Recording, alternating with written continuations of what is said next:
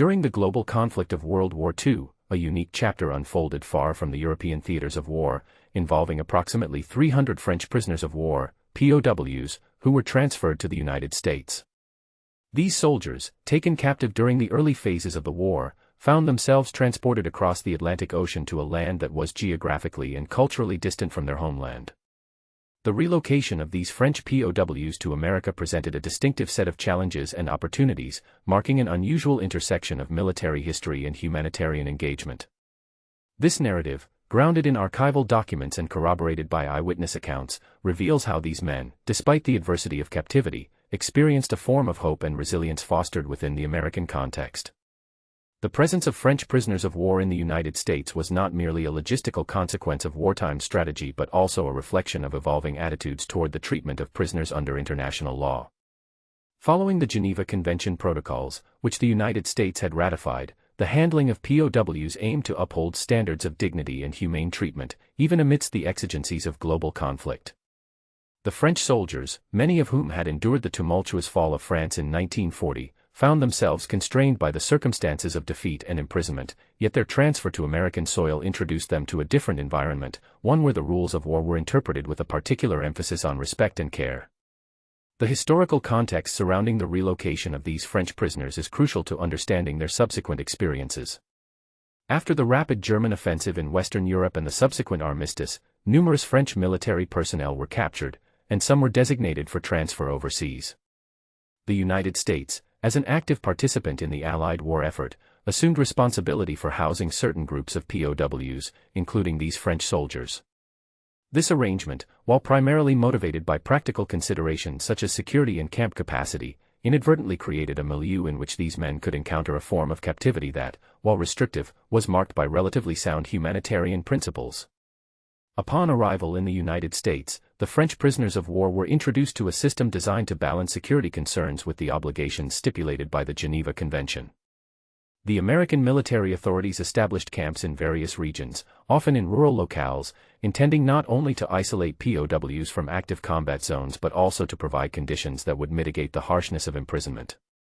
This approach contrasted sharply with the often brutal treatment experienced by POWs in other theaters of the war, particularly in Eastern Europe and the Pacific.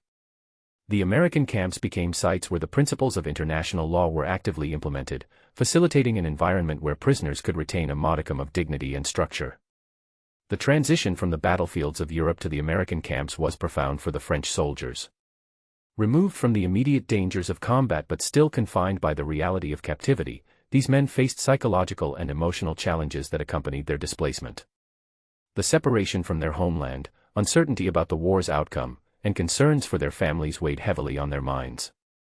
Yet, within the confines of the camps, the prisoners sought to establish routines and social structures that would help them endure the passage of time and sustain a sense of identity amid uncertainty. This process of adaptation was influenced by the broader context of American society during the war years.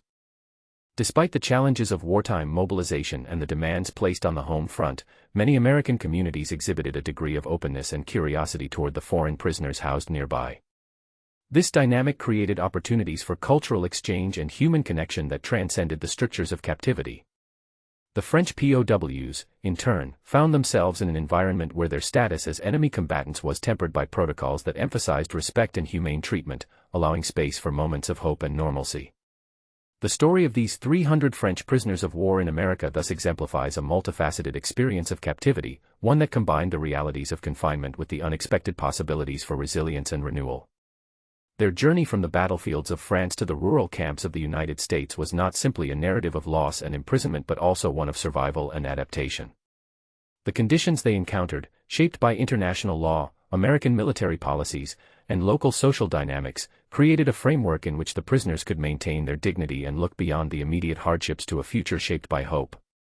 Examining the archival records reveals that the French POWs were not passive recipients of their circumstances but active agents in constructing a meaningful existence within the camps.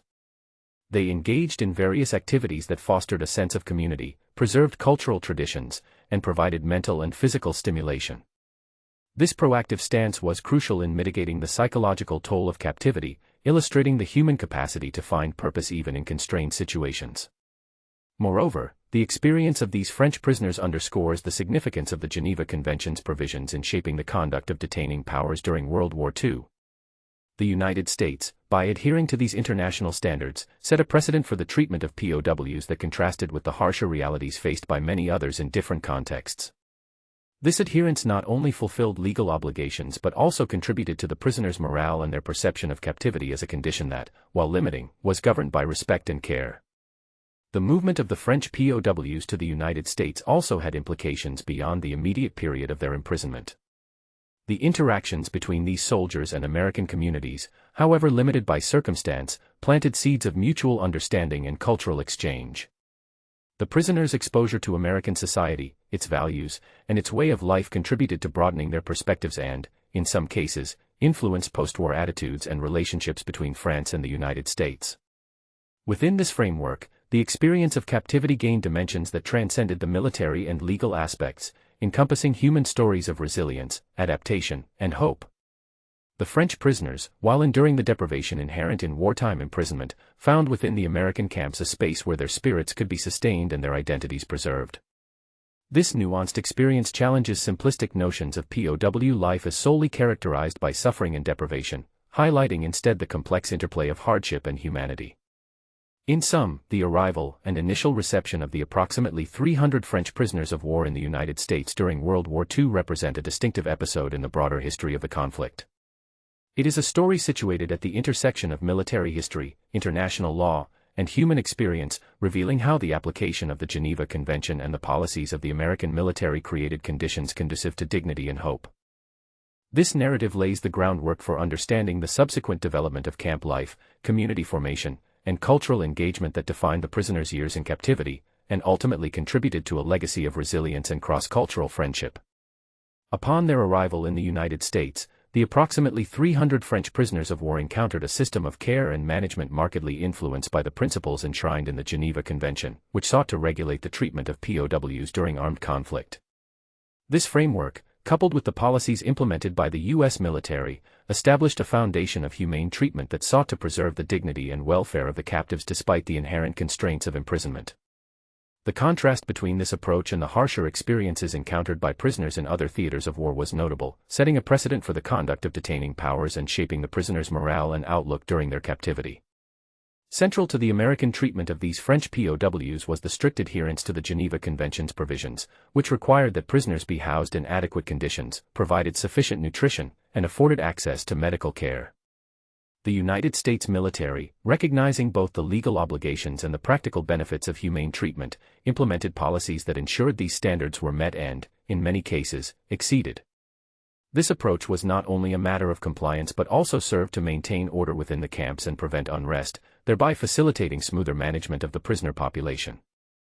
Upon disembarkation, the French soldiers were processed through a system designed to account for their identities, health status, and security considerations. Following this initial intake, they were assigned to camps situated predominantly in rural areas, locations chosen to minimize escape risks and to leverage available infrastructure for housing and sustenance. The camps were constructed with attention to the necessities of shelter, sanitation, and communal facilities, reflecting an institutional commitment to upholding the standards mandated by international law. The provision of food and medical services was a critical component of the camp system. The menu for the prisoners was designed to meet nutritional requirements, incorporating a variety of foods that aimed to sustain health and vitality. While rationing and wartime shortages presented challenges, the American authorities endeavored to maintain consistency and adequacy in food supplies, recognizing the link between nutrition and the prisoners' physical and psychological well-being. Medical personnel, both military and civilian, were assigned to oversee health services within the camps, attending to illnesses, injuries, and preventive care. The availability of medical treatment contributed significantly to the prisoners' sense of security and underscored the humane philosophy underpinning their captivity. Beyond the material provisions, the treatment of the French POWs by American military personnel and camp administrators was characterized by a degree of respect and professionalism that reinforced the standards of the Geneva Convention. Guard forces were trained to balance security imperatives with courteous conduct, avoiding unnecessary harshness or humiliation. This approach fostered an atmosphere in which discipline was maintained without exacerbating the hardships of imprisonment, thereby helping to preserve the prisoner's dignity. The application of the Geneva Convention rules extended to the organization of camp life itself. The prisoners were afforded a measure of autonomy in managing their daily routines, including the establishment of internal committees for camp governance, cultural activities, and welfare initiatives. This self-organization allowed the French POWs to exercise a degree of agency, mitigating the sense of helplessness that often accompanies captivity. It also facilitated the maintenance of social order and contributed to the development of communal bonds among the prisoners. Furthermore, the American authorities recognized the importance of recreational and educational activities in sustaining morale and mental health. Camps were equipped with facilities for sports, theatrical performances, and informal gatherings, enabling the prisoners to engage in constructive pastimes. Educational programs, including language instruction and vocational training, were offered to enhance the prisoners' skills and prepare them for eventual reintegration into civilian life. These initiatives reflected a holistic understanding of the prisoners' needs, extending beyond basic survival to encompass psychological and social well-being. The humane treatment extended to respecting cultural and religious practices, which were seen as vital to preserving the prisoners' identity and morale. Religious services were permitted and supported, with chaplains from both French and American backgrounds providing spiritual guidance and counseling. This support network played a significant role in sustaining hope and resilience among the POWs, affirming the importance of faith and community in the face of adversity. This framework of respectful treatment and care was not merely theoretical but was actively monitored and enforced through inspections by both American officials and representatives of the International Committee of the Red Cross. These inspections ensured compliance with the Geneva Convention and provided an additional layer of accountability. Reports from these visits consistently noted the adequate conditions and the efforts made to address prisoners' needs, lending credibility to the narrative of humane treatment within the camps. The French prisoners themselves responded to this environment with a mixture of gratitude and pragmatism. While captivity inevitably imposed restrictions and hardships, the recognition that their basic rights were being respected and that their health and welfare were prioritized contributed to a more constructive attitude toward their situation. This was reflected in the maintenance of discipline, participation in camp activities, and efforts to support fellow prisoners. The mutual respect between captors and captives became a defining characteristic of the camps, distinguishing this experience from the more brutal conditions experienced elsewhere. It is important to contextualize this treatment within the broader strategic and political considerations of the time. The United States sought not only to comply with international law but also to project an image of moral authority and commitment to humanitarian principles. This stance had implications for diplomatic relations, post-war reconstruction, and the shaping of global norms regarding the conduct of war. The treatment of French POWs was thus both an expression of legal obligation and a component of a larger vision for the role of the United States in the international order. In practice, the adherence to Geneva Convention standards and the humane treatment extended to specific aspects of daily life within the camps. Accommodation facilities were designed to provide shelter from the elements and privacy to the extent possible, with bunk arrangements, sanitation facilities, and communal spaces carefully managed. Hygiene standards were maintained to prevent outbreaks of disease, and prisoners were supplied with clothing and personal items as needed. These measures contributed to a living environment that, while restrictive, aimed to preserve health and comfort. The psychological impact of this treatment should not be underestimated. The recognition that they were being treated in accordance with international norms helped sustain the prisoners' morale and fostered a sense of fairness, even in captivity. This not only benefited the individuals but also contributed to overall camp stability, reducing tensions and conflicts. The humane approach adopted by the American military thus served both ethical and practical purposes. Moreover, the environment created by adherence to the Geneva Convention rules allowed for the development of social and cultural life within the camps, which played a crucial role in the prisoners' coping strategies. By facilitating opportunities for education, recreation, and religious expression, the American authorities acknowledged the multidimensional needs of the prisoners. This comprehensive approach contrasted with the often purely custodial or punitive models of imprisonment seen elsewhere during the war. In summary, the initial reception and treatment of the French prisoners of war upon their arrival in the United States were deeply influenced by the application of the Geneva Convention and the policies of the American military. The provision of adequate food, shelter, medical care, and respect for cultural and religious practices established a foundation upon which the prisoners could maintain their dignity and resilience. This approach not only fulfilled legal requirements but also reflected a commitment to humanitarian principles that shaped the prisoners' experience and contributed to the overall effectiveness and stability of the camp system.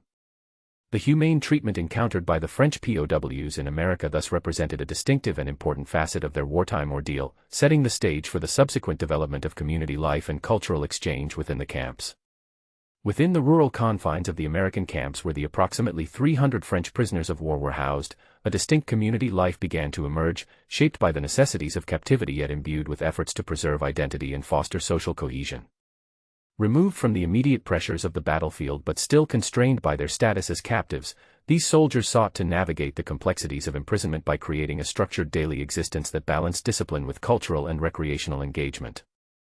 The formation of close-knit communities within the camps became a critical factor in sustaining morale and providing a sense of belonging amidst the uncertainties of wartime captivity. The physical setting of the camps, typically established in agricultural or sparsely populated areas, influenced the nature of communal life. The isolation from urban centers and the surrounding American populace limited spontaneous interactions but also fostered an inward focus on the prisoners' own social dynamics. Within this environment, the French POWs organized themselves into groups and committees that managed aspects of daily life, from maintaining order to planning activities that would fill the long hours and mitigate the monotony inherent in confinement. Central to camp life were activities that reinforced cultural identity and provided psychological relief. Sporting events, such as football matches and athletic competitions, became popular pastimes that not only promoted physical health but also offered opportunities for camaraderie and friendly rivalry. These sporting activities served to replicate, in miniature, aspects of normal life and national pride, allowing the prisoners to express facets of their pre-war identities despite their displacement. Theatrical performances and musical events further enriched the social fabric of the camps. The prisoners organized plays, concerts, and variety shows, drawing upon their own talents and cultural traditions. These events were not merely entertainments but functioned as vital expressions of creativity and resilience. They provided occasions for communal gathering and emotional release, helping to alleviate the psychological strain of captivity. The performance of French literature, music, and drama also reinforced a shared heritage, fostering solidarity among the prisoners and preserving a connection to their homeland. Religious observances played a similarly important role in community life. Access to chaplains and religious services enabled the prisoners to maintain spiritual practices and receive pastoral care. These rituals offered comfort and a framework for interpreting their experience of imprisonment, contributing to emotional stability and hope. The cooperation between French and American chaplains underscored the cross-cultural dimensions of life within the camps, blending respect for tradition with the practicalities of captivity. The organization of educational activities complemented these recreational and cultural pursuits. Language classes, vocational training, and lectures were arranged to occupy the prisoners' time productively and to prepare them for eventual reintegration into civilian society. These programs reflected a recognition that mental engagement and skill development were crucial components of well-being and future prospects. The prisoners' participation in these educational offerings demonstrated their willingness to adapt and their desire to maintain a forward-looking perspective despite their immediate circumstances. Social structures within the camps also extended to support systems that addressed the welfare of individual prisoners. Committees were formed to assist those facing illness, psychological distress, or other difficulties, embodying a collective responsibility for mutual care. This internal organization not only improved the quality of life within the camps but also fostered a sense of agency and empowerment among the prisoners, counteracting feelings of helplessness. The communal activities and social networks forged within the camps contributed to a shared identity that transcended the individual experience of captivity. The prisoners developed bonds of friendship and solidarity that softened the harshness of confinement and provided emotional sustenance. These relationships were instrumental in creating an environment where hope could persist, anchored in the support of fellow soldiers who understood the unique challenges of their situation. Interactions with the American guards and camp personnel, while regulated by security protocols, also influenced community dynamics. The professional yet respectful conduct of the guards facilitated an atmosphere where prisoners could engage in their activities with a degree of freedom and dignity. In some instances, limited exchanges between prisoners and local American communities occurred, further expanding the social horizons of the captives and reinforcing a sense of connection beyond the camp boundaries. The maintenance of cultural practices within the camp served as a form of resistance against the depersonalizing effects of captivity. By preserving language, customs, and traditions, the French POWs asserted their identity and humanity in the face of confinement. This cultural continuity was essential not only for individual morale but also for the collective memory and post-war reconstruction of national identity. The challenges of camp life were undeniable. The physical restrictions, uncertainty about the duration of captivity, and separation from family and homeland weighed heavily on the prisoners.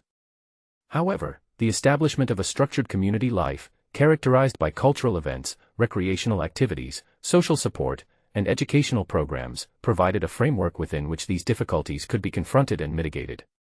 This communal existence also fostered psychological resilience. The predictable routines, opportunities for engagement, and social bonds counteracted the isolating and demoralizing aspects of imprisonment. The prisoners' agency in organizing their own affairs and creating meaningful activities underscored the active role they played in shaping their experience, transforming captivity from mere detention into a context of human endurance and dignity. Moreover, the social and cultural life within the camps laid the groundwork for the prisoners' eventual return to civilian life. By sustaining their identities and skills, and by fostering a hopeful outlook, the prisoners were better equipped to face the challenges of post-war reconstruction. The community networks formed in captivity often extended beyond the camps, influencing relationships between former prisoners and American citizens after the war. In essence, the life of the French prisoners of war in American camps was marked by a purposeful cultivation of community and culture. Far from being passive victims of circumstance, these men actively engaged in creating an environment that preserved their humanity and fostered resilience. Their experiences illustrate the capacity of individuals to adapt to adversity through social connection and cultural expression, highlighting a dimension of wartime captivity that transcends mere survival to encompass hope and renewal. This aspect of their captivity also reflects the broader humanitarian ethos that informed American policies during the war. By allowing and supporting the prisoners' communal activities, the American military authorities acknowledged the importance of mental and social well-being alongside physical security. This recognition contributed to a camp environment that balanced control with compassion, creating conditions conducive to the prisoners' dignity and hope. Thus, the communal life developed within the camps was not only a coping mechanism but also a testament to the resilience of the human spirit. The French prisoners of war, through their collective efforts to maintain identity, support one another, and engage in cultural and recreational pursuits, forged a microcosm of society that sustained them through the uncertainties and hardships of captivity. Their story within the American camp stands as an enduring example of how community and culture can serve as pillars of hope in even the most constrained circumstances. Within the framework of camp life for the approximately 300 French prisoners of war held in the United States during World War II, educational and cultural exchanges emerged as central components that significantly shaped the prisoners' experience. Recognizing the importance of mental engagement and personal development, American authorities encouraged and facilitated a range of programs designed to occupy prisoners' time constructively while broadening their intellectual and cultural horizons.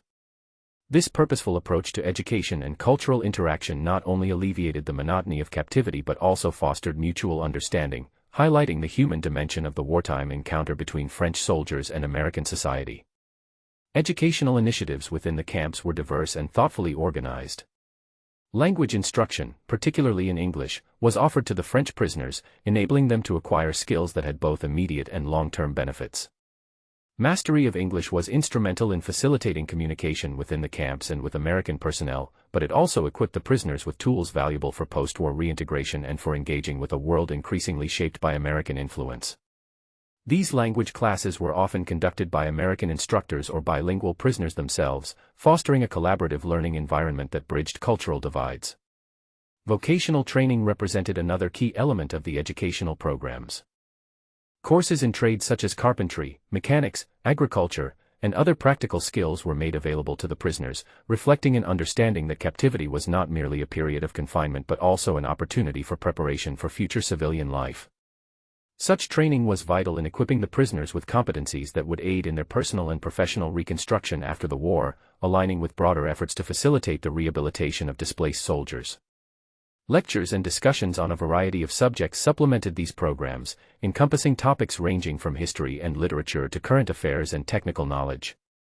These intellectual pursuits served to stimulate curiosity and provide mental stimulation, countering the potential stagnation of prolonged imprisonment. Importantly, these sessions also introduced the prisoners to aspects of American culture, society, and values, providing insights into their captors' worldview and fostering a degree of cultural exchange. This educational engagement was not one-sided, it also encouraged reflection and dialogue that enriched the prisoners' perspectives. Through exposure to American ideas and practices, the French POWs were able to compare and contrast their own experiences with those of another nation, broadening their understanding of the global context of the conflict and the post-war world. This exchange served to humanize both sides, challenging simplistic narratives of enemy and ally, and fostering a nuanced appreciation of cultural differences and similarities. The environment within the camps was conducive to these educational and cultural activities due to the relative stability and organization maintained by the American authorities. Facilities such as classrooms, libraries, and meeting halls were made available, providing prisoners with spaces to gather and learn. The establishment of libraries, stocked with books in French and English, was particularly significant, offering prisoners access to literature, reference materials, and periodicals that enriched their intellectual lives and connected them to the wider world. Participation in these programs was voluntary but widely embraced by the prisoners, reflecting a desire to use their time constructively and to prepare for eventual freedom. The engagement in education and cultural activities also served psychological functions, fostering a sense of purpose, accomplishment, and hope.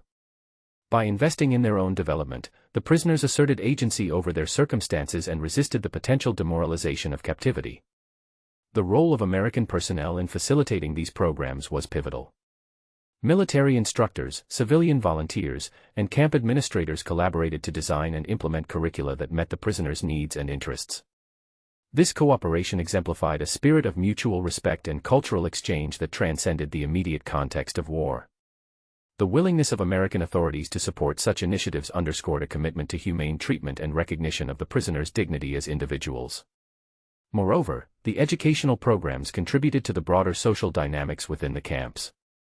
They provided occasions for interaction among prisoners of diverse backgrounds and ranks, promoting cohesion and shared purpose.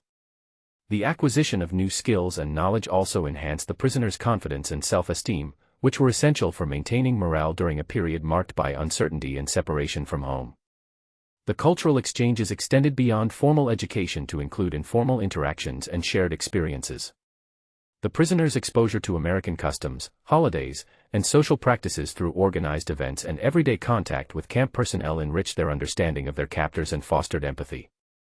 Conversely, the prisoners shared elements of French culture, language, and traditions with the American staff and local communities, creating a bidirectional flow of cultural influence. This interplay of education and cultural exchange within the camps had implications that reached beyond the immediate context of captivity. For many prisoners, the knowledge and experiences gained during this period informed their perspectives upon return to France and influenced their roles in post-war reconstruction and international relations. The exposure to American society and values contributed to shaping a generation of French veterans who had first-hand experience of cross-cultural understanding and cooperation. Furthermore, these educational and cultural initiatives reflected the broader humanitarian philosophy that guided the treatment of prisoners under the Geneva Convention and American military policies. By recognizing the importance of mental and cultural sustenance alongside physical care, the authorities acknowledged the multifaceted nature of human needs during imprisonment. This comprehensive approach distinguished the American camps from many other POW facilities during the war and underscored a commitment to upholding the principles of dignity and respect. In addition to formal programs, the prisoners themselves played an active role in sustaining cultural life and education. Many engaged in self-directed study, literary pursuits, and the organization of discussion groups and clubs. These grassroots efforts complemented the official offerings and highlighted the prisoners' initiative and resilience. The creation of newsletters, theatrical productions, and musical ensembles further demonstrated the vitality of cultural life within the camps and the prisoners' determination to maintain their intellectual and artistic identities. The educational and cultural exchanges also served as a bridge between captivity and the outside world. By maintaining connections to contemporary events, global developments, and evolving cultural trends, the prisoners remained engaged with the broader human experience. This connection was essential in preserving their sense of relevance and belonging during a period marked by isolation and uncertainty. Overall, the educational and cultural programs within the American camps for French POWs during World War II represent a significant dimension of the prisoners' experience. These initiatives fostered personal growth, psychological resilience, and mutual understanding, transforming captivity into a context for learning and cross-cultural engagement. The resulting exchanges enriched both the prisoners and their American hosts, illustrating the potential for human connection even amid the adversities of war. This aspect of camp life stands as a testament to the enduring values of education and cultural exchange as vehicles for hope and renewal. Within the broader experience of captivity for the approximately 300 French prisoners of war held in the United States during World War II, participation in supervised work programs constituted a significant and meaningful dimension of their daily lives. These labor initiatives, primarily focused on agriculture and maintenance projects in the vicinity of the camps and nearby towns, provided the prisoners with opportunities to contribute constructively during their confinement. Beyond the practical benefits of such work, these programs fostered a sense of agency, responsibility, and connection with local communities, thereby enriching the prisoners' experience and enhancing their morale. The organization of work programs for POWs adhered strictly to the guidelines established by the Geneva Convention, which permitted the employment of prisoners in non-military labor under humane conditions and with appropriate compensation. The United States military authorities implemented these provisions by coordinating with local governments and civilian agencies to identify suitable work opportunities that would support both the war effort and community needs. For the French prisoners, engagement in these activities represented a departure from the passive role often associated with captivity, allowing them to participate in purposeful tasks that affirmed their dignity and utility. Agricultural labor constituted the primary form of work assigned to the prisoners. Situated in predominantly rural areas, many of the camps were surrounded by farmland requiring seasonal labor to sustain production during the wartime labor shortages. The French POWs contributed to planting, cultivating, and harvesting crops, thereby supporting local food supplies critical to both civilian populations and military personnel. This involvement not only met practical needs but also reconnected the prisoners with the rhythms of rural life, evoking memories of their own homeland's agricultural traditions and providing physical activity beneficial to their health. In addition to agriculture, prisoners undertook maintenance and infrastructure projects within and around the camps and nearby towns. Tasks included repair work, construction, and upkeep of public facilities, which helped to maintain the functionality and safety of the local environment. These responsibilities required the prisoners to acquire and apply various skills, reinforcing their sense of competence and usefulness. The supervised nature of the work ensured security while allowing a degree of freedom of movement and interaction that contrasted with the confinement of the camps. The work programs were carefully managed to balance the prisoners' contributions with their rights and well-being.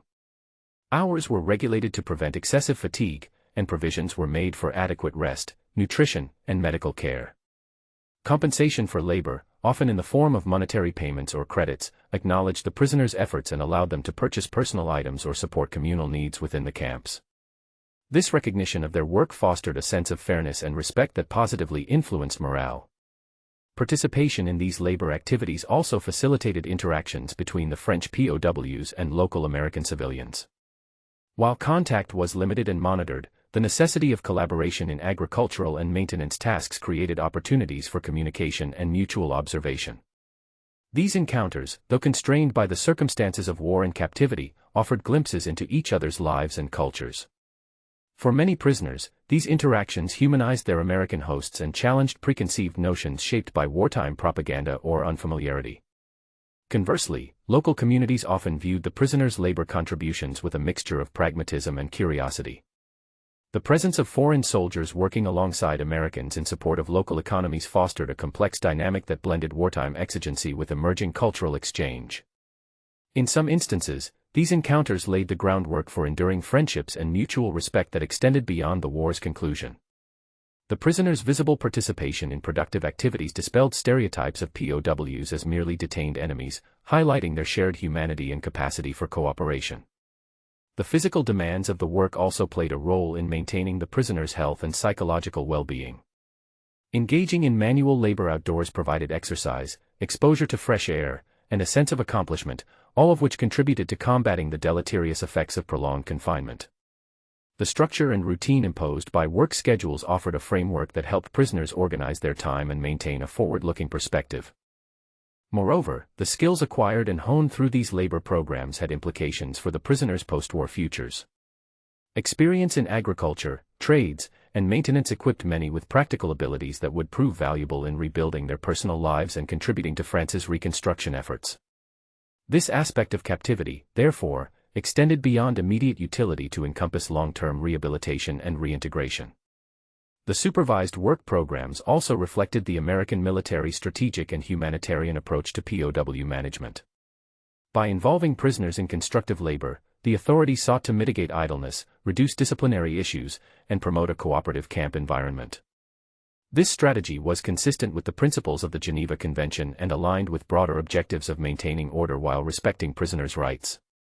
The integration of French POWs into local labor efforts further underscored the interconnectedness of war and civilian life. The demands of total war necessitated mobilization of all available human resources, including those temporarily detained as prisoners. The prisoners' contributions to agriculture and community maintenance exemplify how captivity, while restrictive, could intersect with broader societal needs, creating a complex tapestry of interdependence and shared endeavor. It is important to recognize that participation in work programs was often welcomed by the prisoners themselves. The opportunity to engage in meaningful tasks provided relief from the psychological burden of inactivity and offered a semblance of normalcy. The sense of contributing to a larger purpose, even indirectly, bolstered morale and fostered a positive outlook. The work also facilitated social interaction among prisoners, reinforcing community bonds and collective identity. The supervision and organization of these labor activities required careful coordination to ensure security and compliance with international law. Military personnel and civilian overseers worked together to manage schedules, monitor conduct, and address any issues that arose. This collaborative approach balanced the need for control with respect for the prisoners' humanity, contributing to the overall stability and success of the programs. In some cases, the prisoners' work extended beyond the immediate camp vicinity, involving travel under guard to nearby farms or public work sites. These excursions, while limited in scope, expanded the prisoners' exposure to American society and landscapes, offering brief but meaningful breaks from confinement. The experience of working in American communities, even under supervision, broadened the prisoners' perspectives and deepened their understanding of their captors' culture and way of life.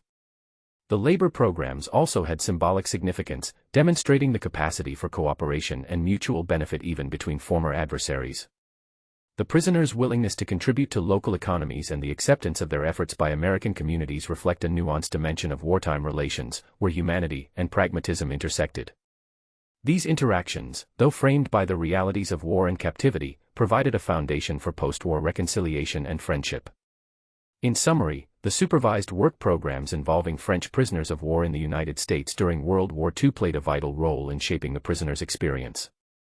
Through engagement in agricultural and maintenance tasks, the prisoners found purpose, agency, and connection with local communities. These programs upheld the principles of the Geneva Convention while addressing practical wartime needs, fostering mutual respect and understanding. The prisoners' participation in labor contributed to their physical and mental well-being, equipped them with valuable skills, and exemplified the human capacity for cooperation beyond conflict. This facet of captivity illustrates how structured work within the constraints of imprisonment can transform the experience into one of constructive engagement and hopeful resilience. Integral to the welfare and morale of the approximately 300 French prisoners of war held in the United States during World War II was the provision of religious and spiritual support within the camps. Recognizing that faith and spiritual practice often serve as vital sources of comfort and resilience during times of adversity, camp authorities and volunteers actively facilitated access to religious services and pastoral care. This dimension of camp life played a significant role in sustaining the prisoners' hope, reinforcing communal bonds, and preserving cultural identity amid the uncertainties of captivity. The organization of religious activities within the camps was carried out with particular attention to respecting the prisoners' diverse faith traditions and cultural backgrounds. Catholicism, as the predominant religion among the French soldiers, was supported through regular masses, sacraments, and devotional services. Chaplains, drawn from both French and American clergy, ministered to the spiritual needs of the prisoners, providing not only liturgical functions but also counseling and guidance. The presence of chaplains familiar with French religious customs ensured that services were conducted in a manner that resonated with the prisoners' cultural heritage, fostering a sense of continuity and belonging. In addition to Catholic services, provisions were made for prisoners of other Christian denominations, as well as for those of different faiths where applicable. This inclusivity reflected the broader commitment of the American military to uphold the Geneva Convention's stipulations regarding religious freedom and respect. Religious facilities within the camps, such as chapels or multipurpose rooms adapted for worship, were maintained to accommodate gatherings and individual devotion. These spaces became sanctuaries where prisoners could seek solace and spiritual nourishment. The role of chaplains extended beyond conducting services. They served as confidants and counselors, addressing the emotional and psychological challenges faced by prisoners. Through personal interactions, group discussions, and spiritual counseling, chaplains helped prisoners navigate feelings of isolation, fear, and uncertainty. Their presence provided an anchor of stability and hope, reinforcing the prisoner's ability to endure the hardships of captivity with dignity. Volunteers, including members of religious organizations and local community groups, contributed to the spiritual life of the camps by organizing events, providing religious literature, and facilitating communication with faith communities outside the camps. These efforts enhanced the prisoners' connection to a broader spiritual network and mitigated feelings of separation from their homeland and religious traditions. The distribution of religious texts, prayer books, and devotional materials enabled prisoners to engage in personal worship and reflection, further sustaining their morale. Religious observances also served a communal function, bringing prisoners together in shared rituals that reinforced social cohesion and cultural identity. Celebrations of religious holidays, feast days, and special ceremonies provided occasions for collective expression of faith and solidarity. These events fostered a sense of normalcy and continuity, counterbalancing the disruptions caused by war and imprisonment. The communal dimension of worship contributed to strengthening interpersonal bonds and creating a supportive environment within the camps. The integration of spiritual support into daily camp life aligned with contemporary understandings of the holistic needs of prisoners. The recognition that spiritual well-being was intertwined with mental and physical health informed the policies and practices implemented by camp authorities. By facilitating access to religious services and counseling, the camps addressed an essential aspect of human resilience and adaptation. The impact of religious and spiritual support extended to mitigating the psychological toll of captivity. Faith provided prisoners with frameworks for meaning-making and coping, enabling them to interpret their experience within broader narratives of suffering, hope, and redemption. This perspective helped sustain perseverance and fostered optimism for eventual liberation and return to civilian life. The spiritual resources available within the camps thus functioned as vital buffers against despair and despondency. Interactions between French prisoners and American religious personnel also contributed to cross-cultural understanding. The collaboration between chaplains of different nationalities and denominations exemplified a shared commitment to humanitarian principles transcending national and religious boundaries. These relationships fostered mutual respect and empathy, enriching the spiritual life of the camps and exemplifying the possibility of connection even amidst conflict. Furthermore, the provision of religious support reflected the American military's adherence to international law and humanitarian standards. The Geneva Convention explicitly mandated respect for prisoners' religious beliefs and practices, and the implementation of these provisions was monitored by organizations such as the International Committee of the Red Cross. Compliance with these standards not only fulfilled legal obligations but also demonstrated a recognition of the prisoner's inherent dignity and rights. The role of religion within the camps also intersected with other aspects of prisoner life, including educational and recreational activities. Religious instruction and moral education were sometimes incorporated into the broader educational programs, while religious festivals and observances complemented cultural and social events. This integration underscored the multifaceted nature of spiritual support and its central place in the prisoner's experience. Personal testimonies and archival records highlight the profound significance attributed to religious services and spiritual counseling by the prisoners themselves. Many recounted how participation in worship and access to pastoral care provided essential emotional sustenance, a sense of community, and a reaffirmation of identity. These accounts attest to the enduring power of faith as a source of hope and resilience during times of profound challenge. In addition to formal religious activities, informal expressions of spirituality and faith were common within the camps. Prisoners engaged in private prayer, meditation, and devotional practices, often drawing upon personal rituals and traditions. These individual acts of faith complemented communal worship and contributed to a rich tapestry of spiritual life that supported the prisoner's well-being.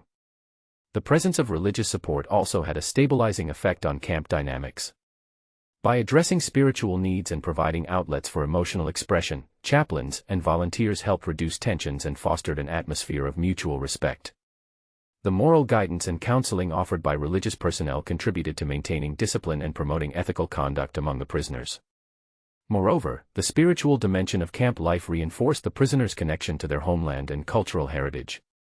Religious practices often evoked memories of family, community, and national identity, serving as a bridge between captivity and the world beyond. This connection was vital in preserving a sense of purpose and belonging, essential components of psychological resilience. The collaboration between French prisoners and American religious personnel also facilitated cultural exchange and mutual enrichment. Exposure to different religious traditions and practices broadened the prisoners' perspectives, fostering tolerance and understanding. These interactions demonstrated the potential for faith to transcend national and cultural divides, offering common ground even in times of conflict. Overall, the provision of religious and spiritual support within the American camps for French POWs during World War II constituted a crucial element of the prisoners' experience. Through access to worship services, pastoral care, religious education, and communal rituals, the prisoners found sources of comfort, hope, and identity that sustained them through the trials of captivity.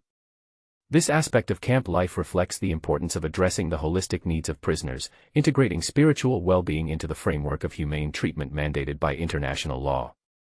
The collaboration between prisoners and American religious personnel exemplified a shared humanity that transcended the divisions of war, underscoring the enduring role of faith in fostering resilience and connection amidst adversity.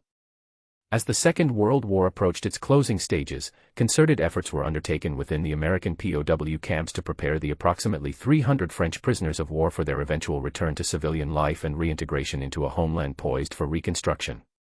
Recognizing that captivity had imposed not only physical constraints but also psychological and social dislocations, the programs developed aimed to equip these men with the necessary skills, support, and information to navigate the complex post-war landscape.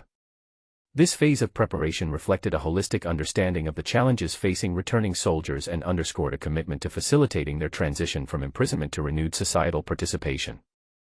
Central to these efforts was the provision of skills training tailored to the anticipated needs of post-war France. The educational and vocational programs previously established within the camps were intensified and expanded, focusing on trades and competencies deemed essential for rebuilding infrastructure, industry, and agriculture.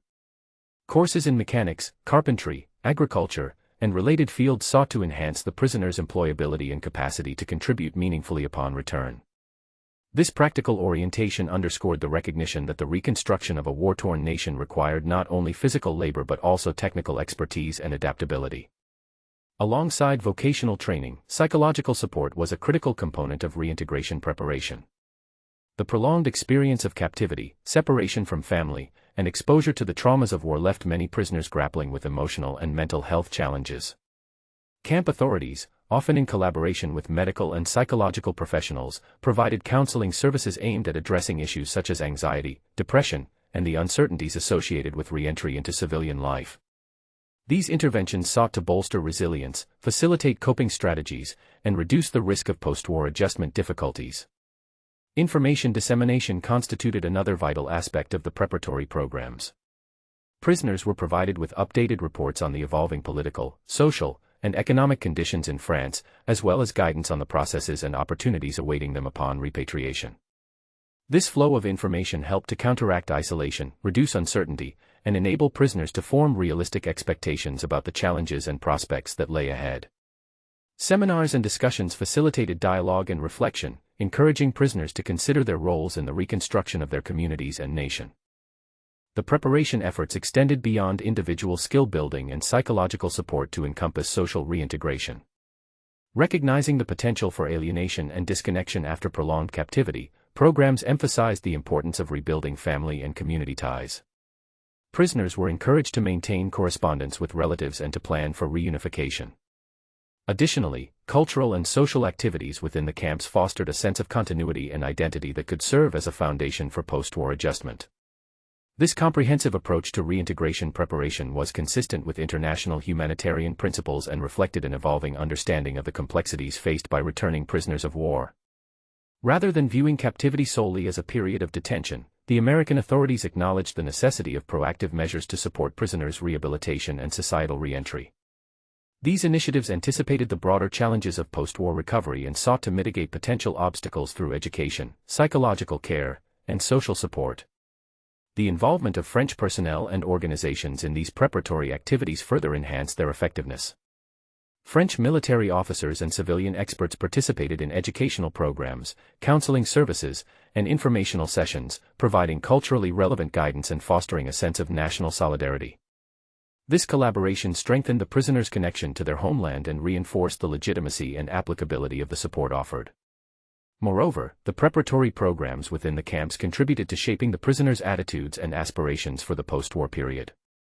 By emphasizing the importance of rebuilding and participation in civic life, these initiatives encouraged a forward-looking perspective grounded in hope and responsibility. The prisoners were enabled to envision themselves not merely as former captives but as active agents in the restoration of their country and communities. The psychological support provided was particularly significant in addressing the invisible wounds of captivity. Counselors and chaplains worked to create safe spaces for prisoners to express fears, frustrations, and hopes, facilitating emotional processing and resilience. Group discussions and peer support networks complemented professional interventions, fostering communal coping mechanisms that mitigated feelings of isolation and despair. Information sessions also prepared prisoners for the social and political changes underway in France, including shifts in governance, economic policy, and societal norms. Understanding these developments was crucial for effective reintegration and for aligning personal aspirations with national realities. The dissemination of accurate and timely information countered rumors and misinformation that could exacerbate anxiety or disillusionment. The vocational training programs often incorporated practical exercises and certifications, enhancing the prisoners' confidence and employability. These skills were tailored to sectors critical to France's recovery, including agriculture, manufacturing, and public works. By aligning training with national priorities, the programs contributed not only to individual rehabilitation but also to collective reconstruction efforts. Social reintegration initiatives also recognized the potential challenges of re-establishing familial and community relationships after extended absence. Guidance was provided on communication strategies, conflict resolution, and the navigation of changed social dynamics. Cultural events and communal activities within the camps reinforced social skills and prepared prisoners to re-engage with their communities constructively. The preparatory phase was supported by the broader context of international cooperation and planning for post-war recovery. The United States and its allies anticipated the need for coordinated efforts to rebuild Europe and reintegrate displaced populations. The programs within the POW camps aligned with these objectives, reflecting a microcosm of the larger processes of reconstruction and reconciliation. Furthermore, the prisoners' experiences of humane treatment and educational opportunities during captivity influenced their perspectives on governance, international relations, and social values. Exposure to American society and its institutions often inspired reflections on democracy, civil rights, and economic development, shaping attitudes that would inform their contributions to post-war France. The comprehensive nature of these preparatory efforts underscored an appreciation of the multifaceted challenges confronting former prisoners of war. Addressing physical, psychological, educational, and social dimensions was essential to fostering successful reintegration and to preventing marginalization or social dislocation. The programs implemented within the camps exemplify a progressive approach to prisoner welfare, grounded in respect for human dignity and an understanding of the long-term implications of captivity. In conclusion, as the war drew to a close, the American POW camps housing French soldiers became centers not only of containment but also of preparation for renewal. Through vocational training, psychological support, and information dissemination, prisoners were equipped with tools to rebuild their lives and contribute to their country's recovery. These initiatives reflected a humanitarian commitment to facilitating transition and underscored the resilience of individuals facing the profound challenges of post-war reintegration. The experience of preparation within captivity thus stands as a testament to the capacity for hope and renewal even in the shadow of war. The experience of the approximately 300 French prisoners of war held in the United States during World War II left a profound and enduring legacy that extended well beyond the immediate circumstances of captivity.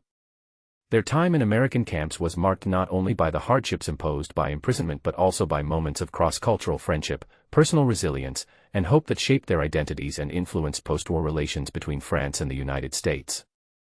This chapter in history stands as a testament to the human capacity for renewal and connection amidst the adversities of war. Upon repatriation, many of these French soldiers returned home transformed by their unique experience in America. The humane treatment they received, grounded in the principles of the Geneva Convention, contrasted with the harsher realities faced by prisoners elsewhere and left a lasting impression. The exposure to American cultural values, social organization, and democratic ideals broadened their perspectives and informed their post-war outlook. This intercultural encounter fostered a sense of gratitude and respect that would resonate in the rebuilding of their personal lives and their nation. The friendships and mutual respect cultivated during captivity often transcended the boundaries of imprisonment. Some former POWs maintained contact with American acquaintances, including camp personnel and local civilians, fostering enduring bonds that symbolized reconciliation and international solidarity. These relationships exemplified the potential for individuals to bridge divides created by conflict, underscoring the shared humanity that underlies even adversarial encounters. The legacy of the French prisoners' experience in America also influenced broader societal and diplomatic dimensions. Their stories contributed to shaping French public awareness of American values and practices, fostering goodwill that supported the post-war alliance between the two nations. The narratives of humane treatment and cultural exchange served as powerful counterpoints to wartime animosities and helped to lay the groundwork for cooperative efforts in the reconstruction of Europe and the establishment of enduring transatlantic partnerships. Moreover, the examples set by the treatment of these POWs informed ongoing discussions about the conduct of war and the importance of adhering to international humanitarian law. The American approach to captivity, emphasizing dignity, respect, and cultural sensitivity, provided a model that influenced post-war norms and standards. The experiences of the French prisoners thus contributed to the evolution of principles governing the treatment of prisoners of war and the protection of human rights in armed conflict. At an individual level, the resilience demonstrated by the French soldiers during their years of captivity reflected the broader human capacity to adapt to adversity and find meaning in challenging circumstances. Their engagement in educational programs, cultural activities, work initiatives, and spiritual practices illustrated a proactive stance that transcended victimhood and affirmed agency. This resilience was not only a personal triumph but also a source of inspiration for future generations confronting hardship. The communal bonds forged within the camps endured as a vital aspect of the prisoners' legacy. Shared experiences of hardship and hope created networks of solidarity that supported veterans in their post-war reintegration. These connections reinforced identities shaped by collective endurance and cultural preservation, contributing to the social fabric of French communities rebuilding after the war. The narrative of the French POWs in America also highlights the transformative potential of cultural exchange. Exposure to American customs, language, and values expanded horizons and fostered mutual understanding. This exchange enriched both prisoners and American hosts, demonstrating how interpersonal interactions can humanize adversaries and create foundations for peace. In the broader context of World War II history, the story of these 300 French prisoners of war stands as a distinctive example of how the application of humanitarian principles can mitigate the brutalities of conflict. Their experience contrasts with the often painful realities of war and captivity, illustrating how respect for human rights and cultural identity can foster dignity and hope even in confinement. This legacy continues to inform contemporary perspectives on prisoner treatment, international cooperation, and the importance of cultural empathy in conflict situations. The lessons drawn from their experience resonate in ongoing efforts to uphold humanitarian standards and promote reconciliation in post-conflict societies. Ultimately, the journey of these French prisoners of war in America embodies the enduring human themes of resilience, cultural connection, and the search for hope amid adversity. Their story serves as a reminder that even in the darkest times, the principles of dignity and mutual respect can prevail, forging bonds that transcend conflict and contribute to a more compassionate and understanding world.